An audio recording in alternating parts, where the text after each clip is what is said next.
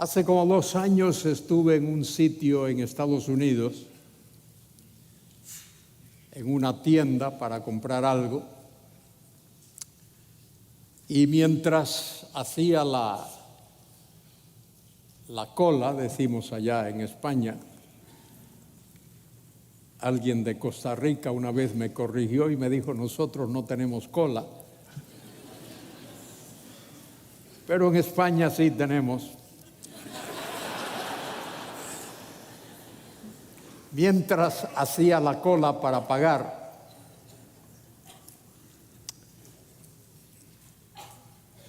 me di cuenta que detrás de mí había 2 personas, un hombre y una mujer, y hablaban amenamente, y de pronto él le dice a ella: soy sacerdote. Cuando le dijo eso a la mujer, me di la vuelta y le digo: señor, disculpe, no quiero inmiscuirme en vuestra conversación, pero me parece que le oí decir a usted que es sacerdote. Me dijo: sí, señor. Le digo: oiga, usted es la persona que yo andaba buscando.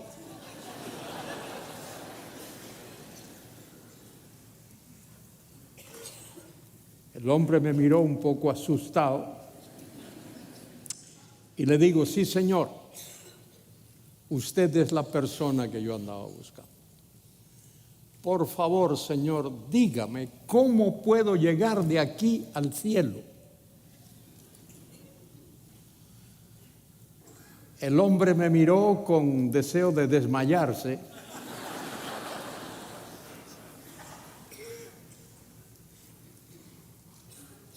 Y esto fue lo que hizo. Esto es muy serio, esto es serio y triste. Me dio una palmadita en el hombro y me dijo esto. Recuerde mi pregunta, una pregunta muy seria. Señor, ¿cómo puedo llegar de aquí, de donde estoy, frente a usted? ¿Cómo puedo llegar al cielo? Y esta fue su respuesta. Después de darme la palmadita en el hombro, me dijo: pórtese bien y no le haga mal a nadie. No me diga. ¿Así es como se llega al cielo? Le dije: oiga, no sé, pero no se me ofenda. Quizá yo pueda ofrecerle a usted una mejor opción.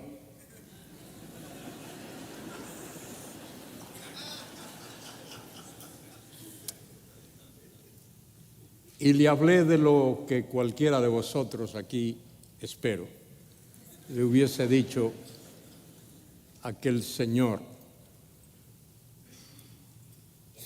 aquel sacerdote, o como le llamamos en España, cura. En España tenemos muchos. Alguien ha dicho: tantos curas tiene España que España no tiene cura.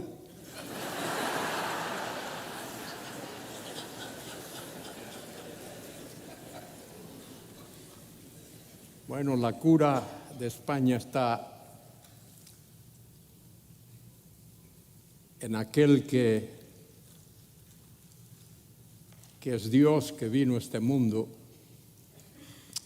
que fue lo que le dije al sacerdote. Le digo: mire, señor, hace 2000 años Dios vino a este mundo. Se hizo como uno de nosotros. Y después de vivir 30 y tantos años aquí en esta tierra, seres humanos malvados, inicuos, pecadores, rebeldes, yo el peor de todos, lo clavamos en la cruz, lo matamos a Dios.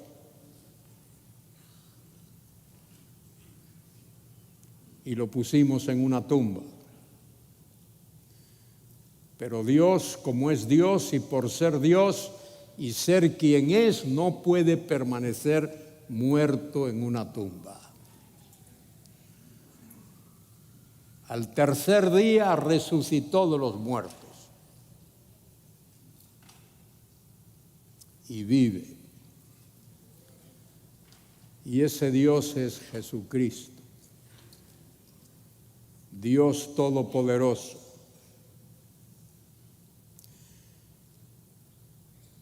El que ofrece perdón y el regalo de la vida eterna a todo aquel que pone su fe y su confianza en Él. Y no hay otro. El Hijo del Hombre vino a buscar y a salvar lo que se había perdido. Óigalo. El Hijo del Hombre vino a buscar y a salvar lo que se había perdido. Y lo hizo porque lo que se había perdido nunca hubiese ido a buscar al Hijo del Hombre. Seres humanos inicuos, rebeldes, contumaces, muertos en delitos y pecados como yo, nunca hubiésemos ido a buscar al Hijo del Hombre. Él vino a buscarnos. De manera que por eso tenemos esta tremenda responsabilidad. Como lo dijo el apóstol Pablo, soy deudor. Soy deudor. No de deudas físicas, no de letras bancarias, no de cosas materiales, soy deudor.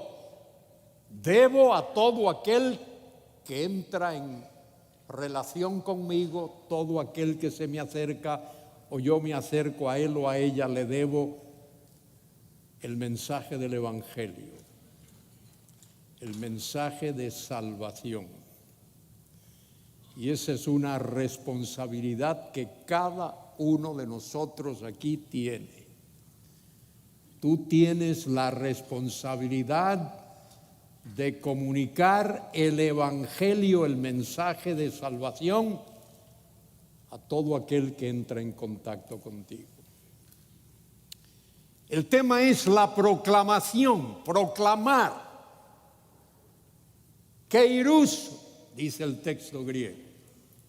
Kerigma, la proclamación, el contenido de lo que se proclama. Es una tremenda responsabilidad. El apóstol Pablo escribió allí en 1 Corintios, capítulo 9, ¡ay de mí! 9:16, ¡ay de mí! Si no evangelizare. ¡Ay de mí si no proclamare el Evangelio! Esa es nuestra responsabilidad. Y esa es la responsabilidad que evidentemente la Iglesia de Cristo en muchas partes del mundo como que ha olvidado o ha relegado a un segundo plano. La Iglesia de Cristo tiene 3 responsabilidades, tiene 3 funciones primordiales en este mundo. Todo lo demás son subfunciones, pero hay 3 funciones ineludibles, imprescindibles de la Iglesia. La primera función de la Iglesia en este mundo es la de adorar al único Dios vivo y verdadero, el único que hay. Todos los demás son falsos dioses. Todo lo demás es puro paganismo. Todo lo demás es vano, es vacío. Los dioses de las naciones, vanidad, pura vanidad, lo dice la Biblia. Vanidad es algo vacío. De manera que la principal función de la iglesia es adorar a ese único Dios vivo y verdadero y proclamar a ese Dios. Keirus, proclamar, hablar de Él, el único Dios vivo y verdadero, no hay otro, real, Dios, todopoderoso, omnipotente, omnisciente, clemente, misericordioso, Dios de gracia y de bondad. Dios que ha tenido misericordia de este mundo, ha tenido misericordia de mí y ha tenido misericordia de ti.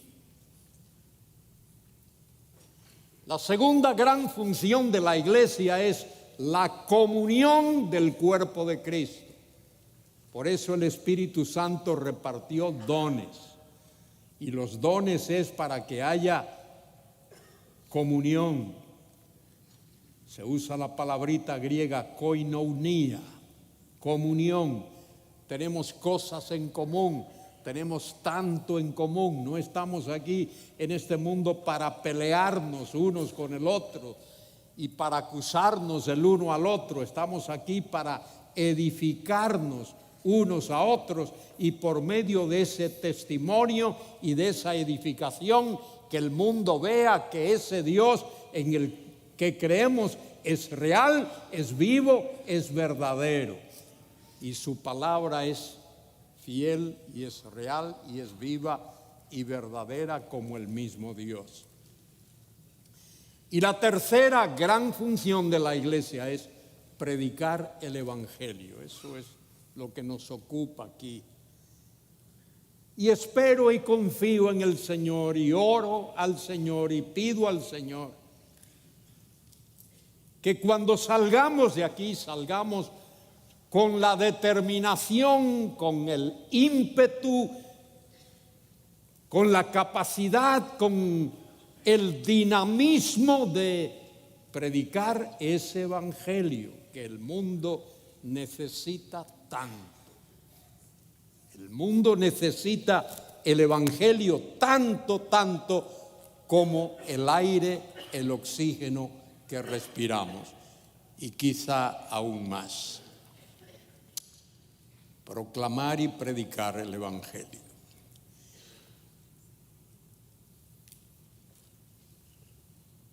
En 2 Corintios capítulo 5, Pablo escribe de ese evangelio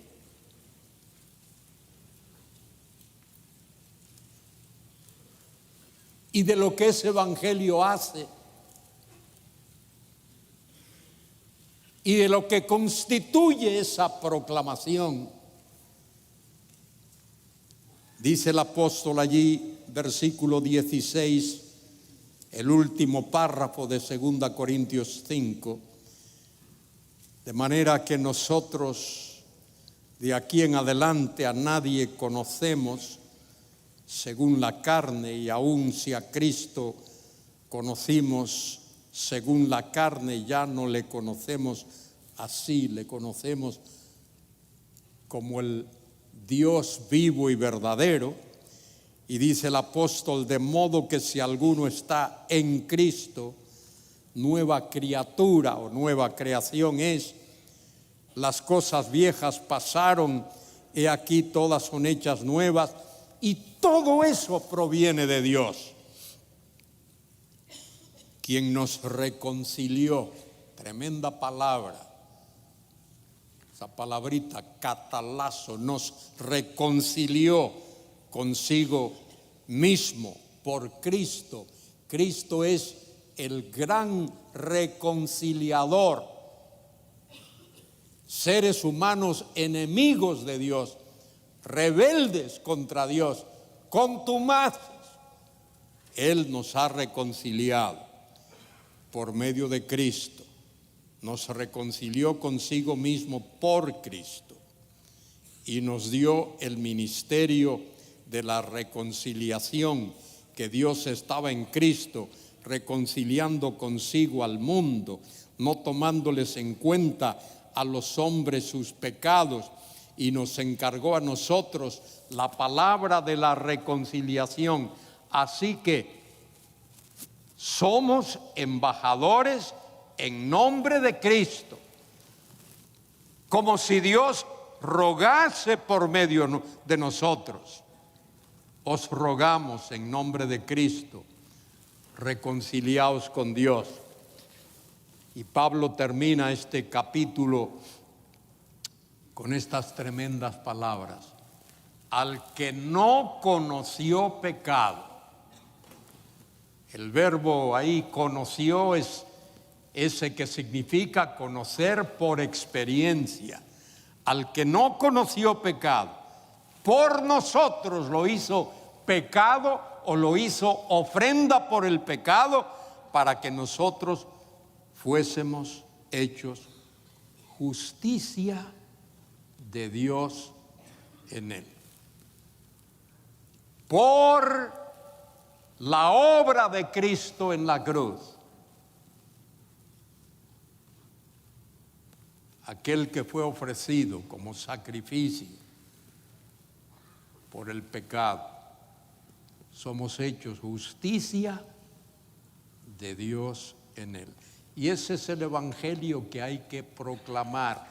La proclamación, dice el tema, la proclamación del verdadero evangelio. Proclamar, predicar, hablar, decir, comunicar por todos los medios posibles. Pero lo que comunicamos es el verdadero evangelio. Y hay que destacar eso hoy día, porque hoy día hay muchos falsos evangelios, hay supuestos evangelios, hay algunos que pretenden añadir cosas al evangelio que la Biblia no añade, otros restan del evangelio.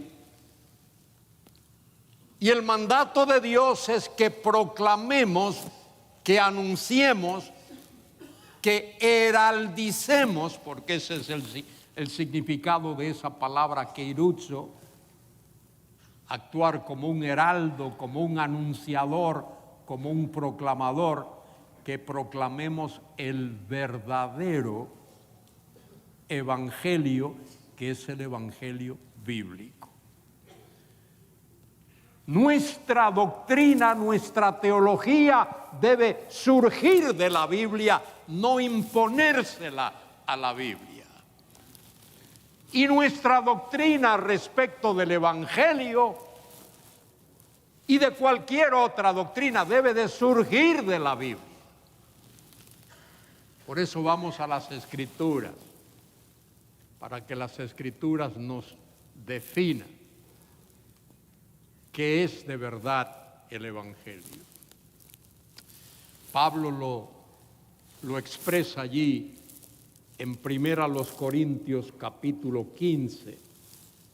La mayoría de vosotros conocéis bien ese pasaje, pero no está de más repasar ese pasaje, donde Pablo habla allí de qué es el verdadero evangelio.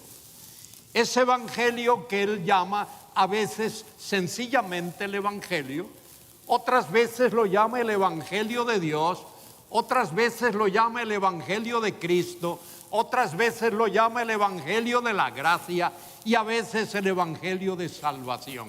Pero es ese evangelio, el único evangelio que la Biblia reconoce. Y Pablo dice allí, 1 Corintios capítulo 15, además os declaro, hermanos, el evangelio que os he predicado. Cuando Pablo fue a Corinto, dice allí en el capítulo 2, que se propuso no saber cosa alguna, excepto a Cristo y a este crucificado. Ahí está el centro de esa verdad. A Cristo y a este crucificado. Escuchen lo que dice el texto. Además os declaro, os hago saber, hermanos, el Evangelio que os he predicado, el cual también recibisteis. Dar la bienvenida, recibisteis. En el cual también perseveráis, por el cual asimismo, si retenéis la palabra que os he predicado, sois salvos si no creísteis en vano. El que oye el evangelio bíblico, el puro evangelio, el verdadero evangelio, y le da cabida en su vida, es salvo. Si oye el evangelio y no le da cabida en su vida, no es salvo. Puede ser miembro de una congregación, de una iglesia, pero si Cristo no está en tu vida, si no le has dado cabida a Él para que perdone todos tus pecados, sigues siendo un perdido, como decía el doctor MacArthur esta mañana, preparado para el infierno eterno. Bueno, dice aquí el apóstol, porque primeramente os he enseñado lo que asimismo recibí. Pablo no fue uno de los 12 apóstoles. Pablo fue salvado después, milagrosamente. Hechos capítulo 9, cuando era un perseguidor de la iglesia. El Señor lo encontró en el camino a Damasco. Allí le apareció y lo llamó: Saulo, Saulo, ¿por qué me persigues? ¿Quién eres, Señor? Yo soy Jesús a quien tú persigues. Dura cosa te es dar coces contra el aguijón. Y allí aquel fariseo judío radical hace la tremenda pregunta: Señor, ¿qué quieres que haga? Y allí el Señor lo salvó sobrenaturalmente. Y dice el apóstol, porque primeramente os he enseñado lo que asimismo recibí. Y ahora lo que sigue es la definición bíblica de lo que es el verdadero evangelio.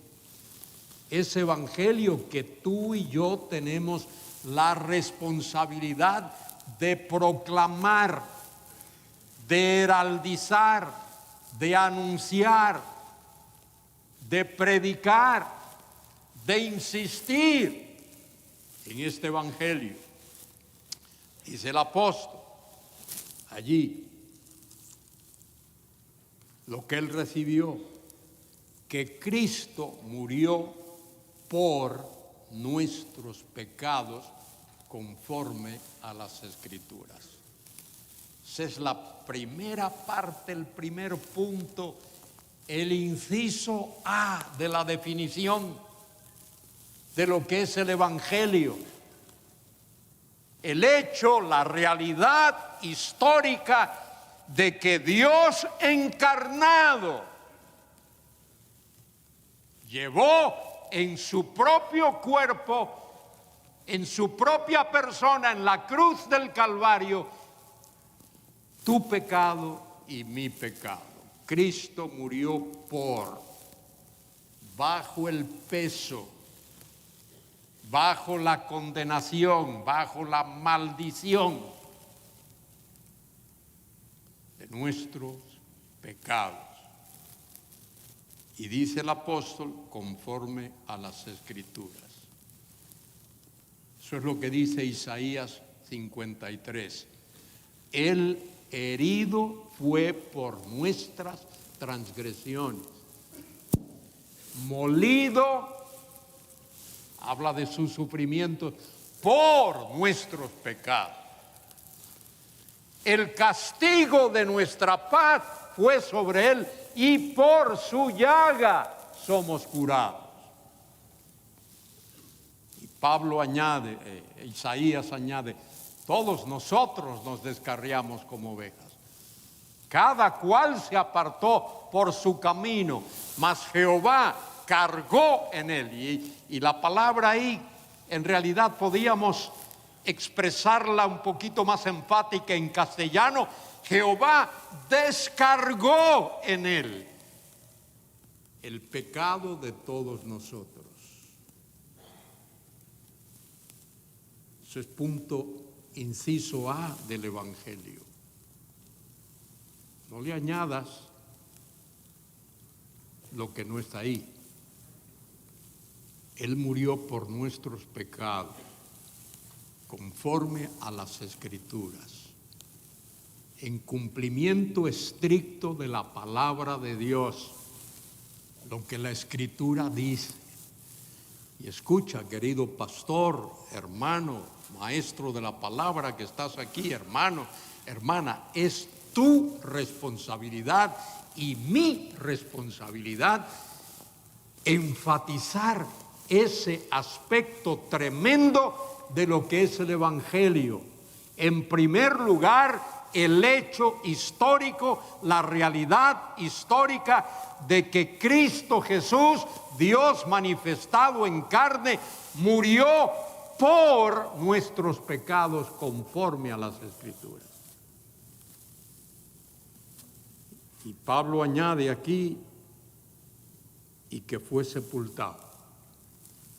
Yo creo que eso es una manera de enfatizar el hecho de que él murió, porque uno solo sepulta a muertos, no sepulta a vivos. Él murió, Cristo murió. Qué tremenda cosa, tremenda cosa.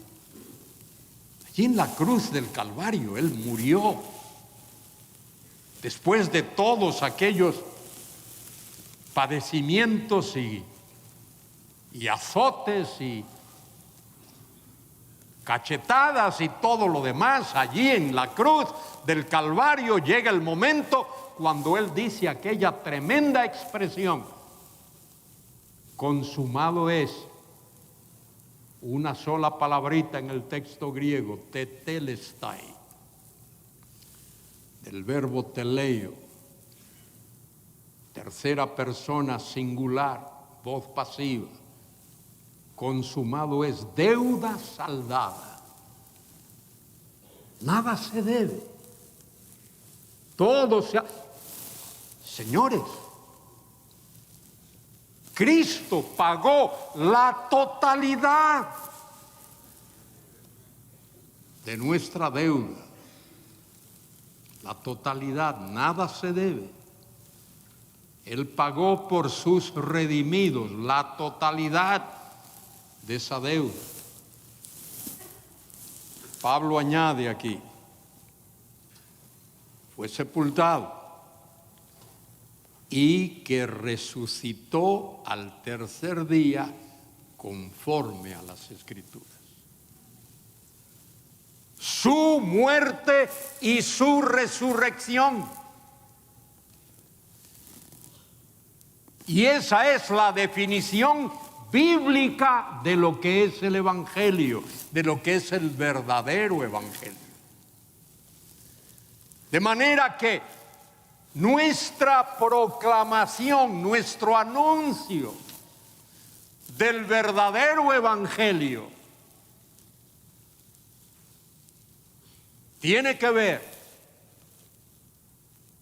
fundamentalmente con anunciar a hombres y mujeres de cualquier parte del mundo, de cualquier nivel social, de cualquier raza,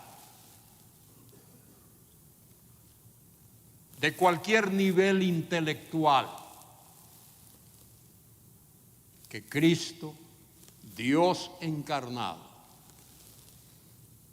Dios manifestado visiblemente, Él se hizo visible al encarnarse, Dios se hizo visible al encarnarse En el principio era el Verbo, y el Verbo era con Dios, y el Verbo era Dios. Este era en el principio con Dios.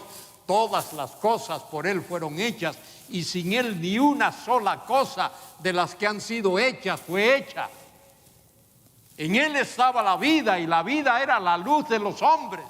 Y ese Verbo asimismo se hizo carne y habitó entre nosotros, y vimos su gloria, gloria como la del único del Padre, lleno de gracia y de verdad. Tremenda cosa la que nuestro Señor hizo, la que Dios, el Todopoderoso, hizo. Y esto tenemos que tomarlo muy en serio. Esto no es para jugar. Nuestra gran responsabilidad es proclamar ese glorioso evangelio de la gracia de Dios. De manera que glorificamos a Dios, honramos a Dios, adoramos a Dios. Y porque Él ha repartido dones a su iglesia, tenemos y debemos tener una dulce comunión unos con otros, y debemos, con responsabilidad, con dedicación, con reverencia, proclamar, heraldizar ese verdadero evangelio, la gracia de Dios. Y lo hacemos también porque ese evangelio revela algo muy importante. Pablo nos habla de eso en el texto que seguramente todos vosotros conocéis, Romanos capítulo 1, versículos 16 y 17, donde Pablo dice: porque no me avergüenzo del evangelio. No me avergüenzo del evangelio. No me avergüenzo de hablar de las buenas nuevas, de las buenas noticias, de la gran noticia, de la estupenda noticia de que hay perdón y vida eterna para todo aquel que pone su fe y su confianza en Cristo Jesús. Ahí está la clave.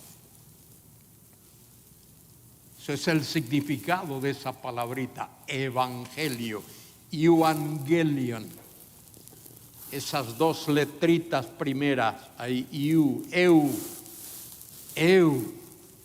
significa bueno, algo bueno. Y angelion viene de ahí sale la palabra ángel, mensajero, mensaje. El evangelio es el gran mensaje, el buen mensaje, el santo mensaje, la buena noticia, las buenas nuevas. Repito, de que hay salvación y perdón de pecados para todo aquel que pone su fe en el Señor Jesucristo. Juan lo explica allí en San Juan 3:18. El que en Él cree no es condenado.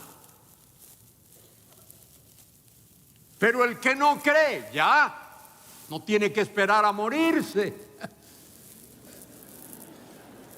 El que no cree ya es condenado, ya está en condenación.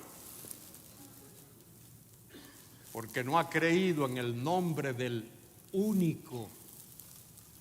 La Reina Valera dice el unigénito. Y otras versiones dicen el unigénito, pero ahí la palabra no viene de engendrar, viene del carácter único, es monogenes. Monogenes significa, mono es único único, y genes es clase. Él es único en su clase, como Él no hay otro. Queridos hermanos y hermanas, ese es nuestro gran desafío, el hecho de que como Él no hay otro, y cuando anunciamos y proclamamos el verdadero evangelio, estamos comunicando a personas la realidad de alguien que como Él no hay otro, que es único, único. Nadie es como Él. Él es el eterno, con el Padre y con el Espíritu Santo. Único en su clase, como Él no hay otro. Y Pablo dice allí en Romanos 1:16, porque no me avergüenzo del evangelio. No me avergüenzo de anunciar las buenas nuevas. No sé, a veces pienso ahí, no sé si esta exégesis es la más fiel, pero me gusta pensar, Mahoney, me gusta pensar en esto. Que cuando Pablo dice ahí, no me avergüenzo del evangelio, detrás de esa expresión está algo así: no me avergüenzo de decirle a nadie, soy cristiano.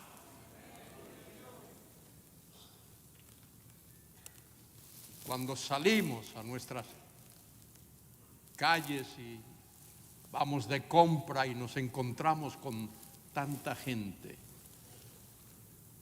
poderle preguntar. Yo he estado usando una fórmula, el Señor me ha ayudado a usarla, la uso allá en León, allí también la he usado cuando me han llevado a un restaurante o a un sitio.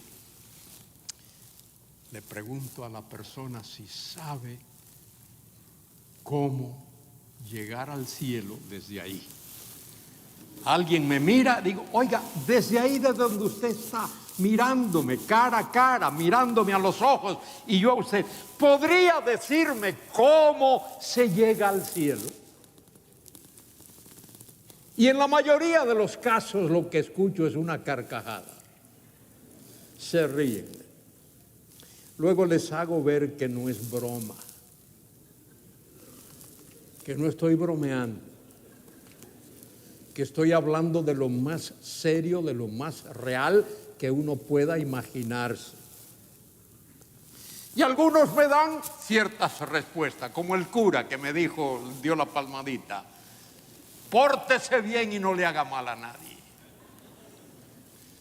Otros son más espirituales y me dicen, guarde los mandamientos. Otros son más vegetarianos y me dicen, no coma lechuga.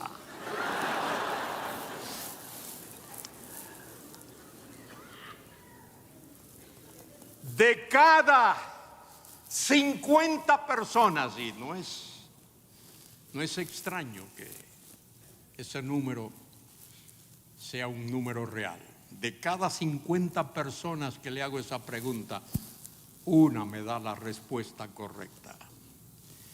Hace solo unos días estaba en la puerta de un banco en Miami y era tarde allí, pero quería hacer una gestión en ese banco, y el policía que estaba allí, un señor de raza negra muy amable, hablo con él y le digo, señor, dígame una cosa, ¿usted sabría cómo llegar al cielo desde aquí? ¿Y sabe qué? Ese policía me dijo exactamente la verdad. Me dijo, confiando en Jesucristo, el único Salvador.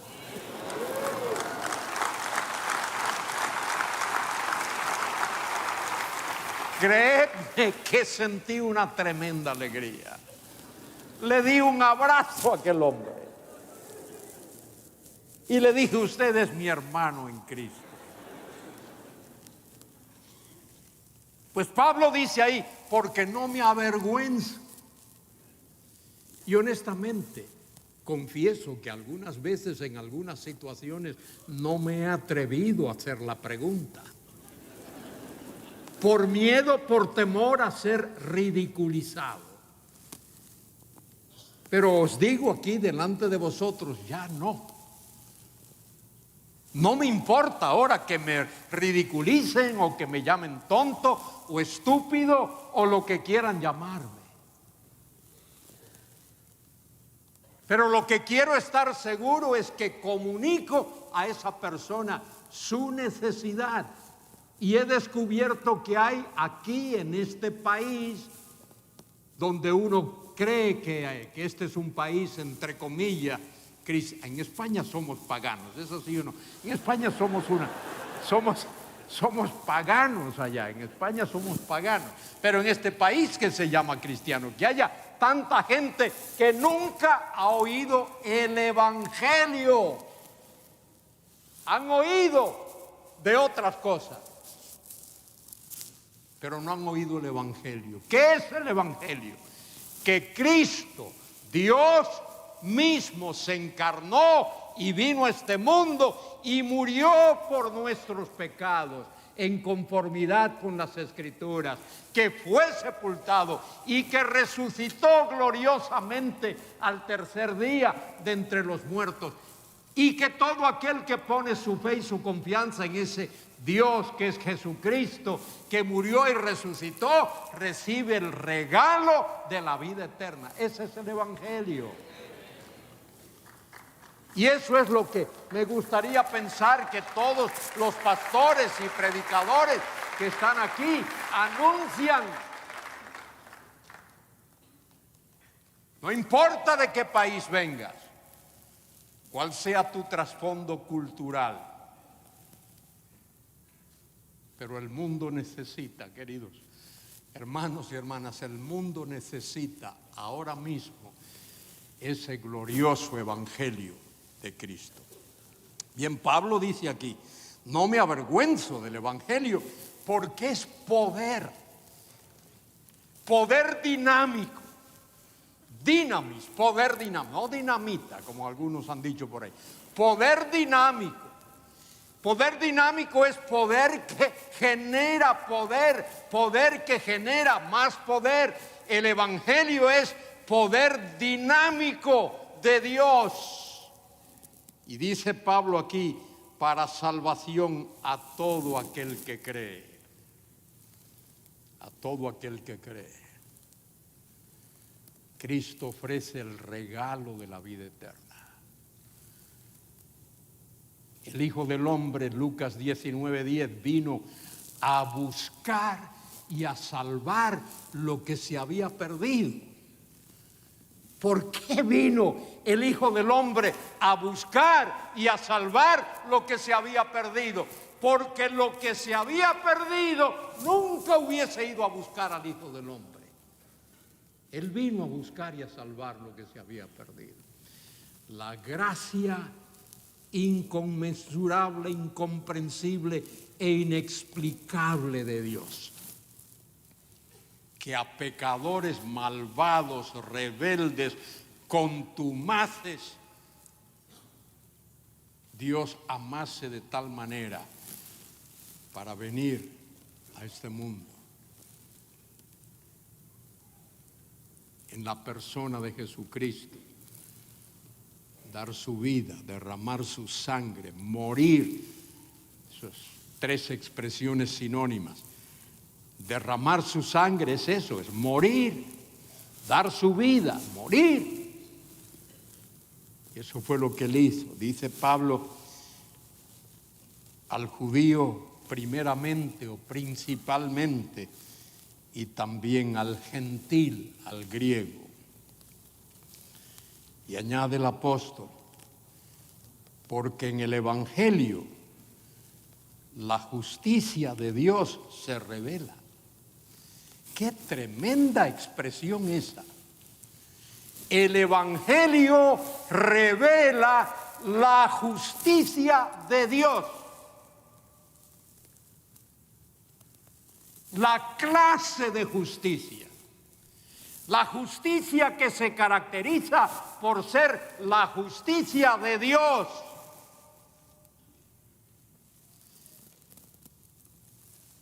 Martín Lutero, en su biografía, en su autobiografía, explica cómo se dio cuenta él de esto. Martín Lutero pensaba que la justicia de Dios era algo así. Dios anda por todos sitios con un garrote en la mano. Esto lo dice él en su autobiografía. Y dice Lutero allí que él pensaba que Dios iba por todas partes con un garrote en la mano para asestarle un soberano garrotazo a todo aquel que hiciese algo incorrecto. Y eso es lo que creyó y lo que enseñó por un tiempo.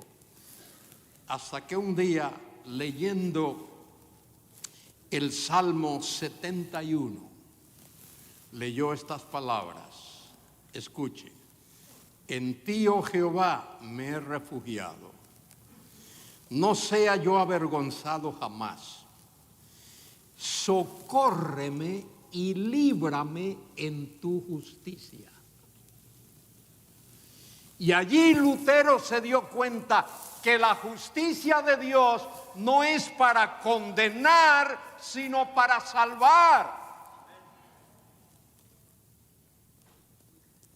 Y eso revolucionó la vida del gran reformador. Y es lo que Pablo dice aquí, porque en el Evangelio la justicia de Dios se revela por fe y para fe, como está escrito, mas el justo por la fe vivirá. Y Lutero se dio cuenta de esa realidad.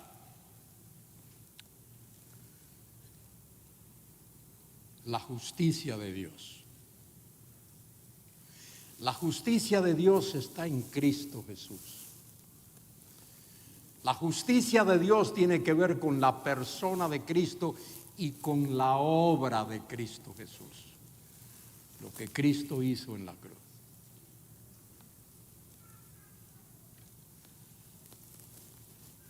Es como un vestido. Cuando una persona pone su fe en Jesucristo.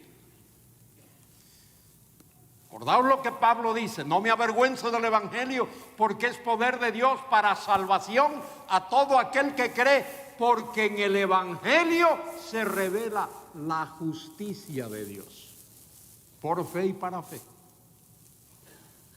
Como está escrito, mas el justo por la fe vivirá. Escuche, amigo, hermano, hermana, pastor, misionero, maestro de las Escrituras. Para que alguien pueda entrar en la presencia de Dios, Dios exige, Dios demanda, Dios requiere que esa persona venga recubierta, revestida de una justicia exactamente igual a la justicia de Dios. Nadie puede entrar en la presencia de Dios sin esa justicia.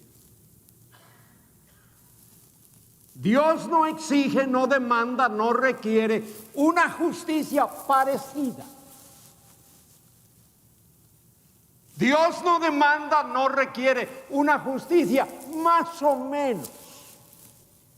Dios exige, demanda, requiere que para que alguien pueda entrar en su presencia, tiene que hacerlo recubierto de una justicia exactamente igual a la de Dios. Si no, no puede entrar. Dios no le admite. Quien único posee esa justicia, una justicia que es exactamente igual a la de Dios, quien único posee esa justicia es Jesucristo. Nadie más. Ningún apóstol, ningún santo del Antiguo Testamento, ningún ángel, ni arcángel, ni querubín, ni serafín. Nadie, absolutamente nadie. El único que posee una justicia exactamente igual a la de Dios es Jesucristo. Por eso el pecador tiene que venir a Cristo y poner su fe en Cristo. Y cuando el pecador viene a Cristo y pone su fe en Cristo, Cristo le reviste, Cristo le recubre con su justicia. Y esa justicia de Cristo es exactamente igual a la justicia de Dios. Y cuando Dios ve a alguien venir, entrar en su presencia, recubierto con la justicia de Cristo, que es exactamente igual a la justicia de Dios, porque Él es Dios, Dios le recibe. Es más, Cristo hace algo. Cristo no solamente nos recubre con su justicia, Él lo hace. Él nos recubre, Él recubre con su justicia a todo aquel que viene a Él por la fe. Pero no solamente hace eso, sino que Él te acompaña hasta la misma presencia de Dios. Ninguno puede venir a mí si el Padre que me envió no le trajere, no le arrastrare. Dice el texto allí, San Juan 6:44. Él tiene que arrastrarnos y nos recubre con su justicia. Como dice allí en San Juan capítulo 14. Yo soy el camino y la verdad y la vida. Nadie viene al Padre si no es acompañado de mí. Esa es la idea ahí. Nadie viene al Padre si no es en mi compañía. Qué tremenda responsabilidad tenemos. Todos nosotros, sin excepción. Hombres y mujeres. Jóvenes como yo y como algunos más aquí.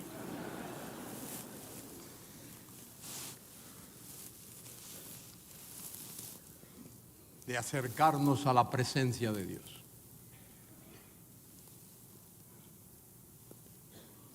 Por medio de Jesucristo. Lo que Pablo dice aquí, porque en el Evangelio la justicia de Dios se revela por fe y para fe. Y cita un pasaje del Antiguo Testamento, como está escrito, mas el justo por la fe vivirá. Habacuc 2:4. Ese es el Evangelio. Es Evangelio de la gracia de Dios. No es broma. No es broma. El centro es la gracia misma de Dios. El regalo inmerecido. Y lo interesante de ese regalo es que no solo es inmerecido, sino que se le da a alguien que merece todo lo contrario. Merecemos la muerte y la condenación eterna, pero Dios por su gracia y por su bondad nos da ese tremendo regalo de la salvación. Aquel sacerdote con el que me encontré en aquella tienda no entendía. absolutamente nada, no entendía. La palmadita en el hombro que me dio. Pórtese bien y no le haga daño a nadie. Muchos han hecho eso y están en la condenación, aguardando el día.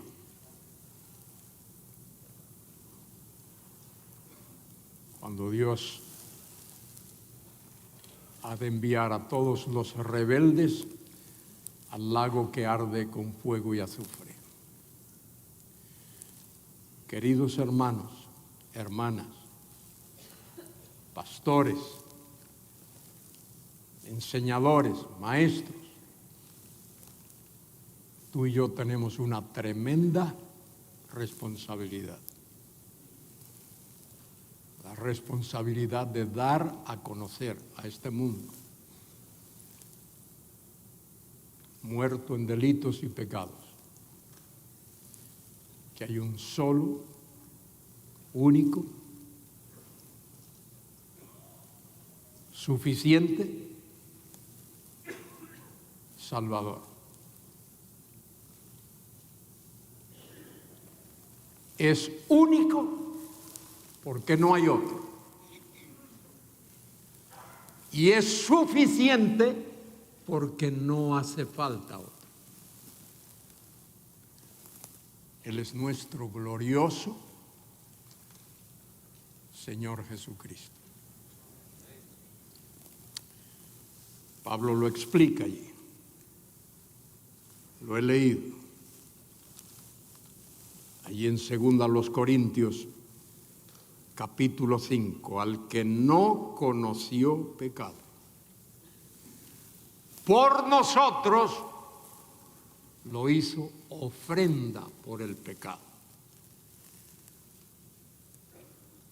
para que nosotros fuésemos hechos justicia de Dios en él.